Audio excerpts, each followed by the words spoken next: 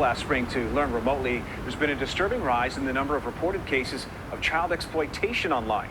And with fall classes set to begin again from home, now may be a really great time for you parents to have that tech talk with your kids. So talking with us about that more is this Diva Hurtado. She's with Dashlane. Hey, thanks so much for coming on the show this morning. Thank you so much for having me. Well, you guys specialize in keeping children safe, but, that is easier said than done, given that there are a lot of predators out there right now just laying in wait. So what's the most important message that parents should be giving to their children? So I think the most important thing starting off with this is that, like any good conversation, it's good to have open and honest communication.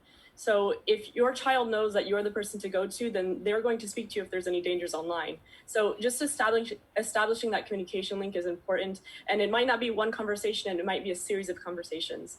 But some tactful places to start, first and foremost, teaching your child that connecting to all Wi-Fis that are publicly available is not always a good idea.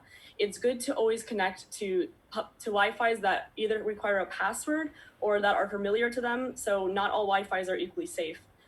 The second thing to think about is that when we were growing up, we learned about not talking to strangers, which is a pretty obvious thing when you're seeing people physically and you know whether they're a stranger or you know whether they're Right. not. But online, it's not always so easy. So it's important to know that children should not always trust everybody that they know online and have a healthy amount of skepticism as they go into things. Yeah. And lastly, it's important to have strong and unique passwords for all of your accounts. Because hacking can occur, and they should never give passwords to any of them, their friends, or anything like that.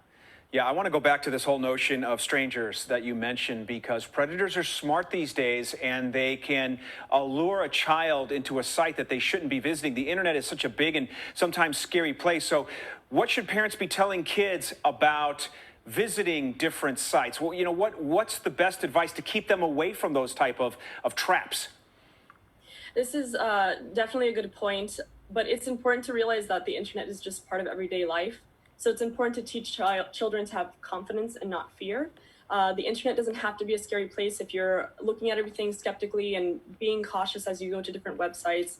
One good tip is that when you are on a website and you look at the URL, if it says HTTPS, then you know that that website is secure. So it's important to just look out and be constantly scanning the things that you're looking at with a little bit of skepticism. That is such great advice about looking up there at the top of the page and looking at the URL, because some people just continue going forward and they don't look up, and then they find themselves in territory that they don't want to be in. Hey, thank you so much, Diva Hurtado, for joining us.